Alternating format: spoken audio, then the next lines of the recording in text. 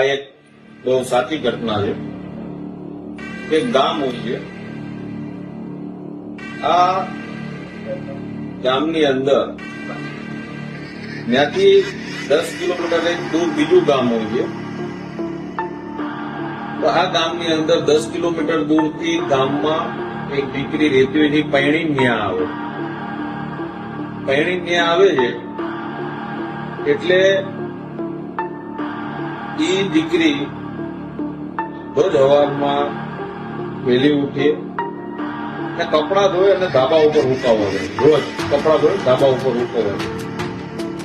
એટલે આવું 6-7 મહિના થાય. કેટલા મહિના? 6-7 મહિના.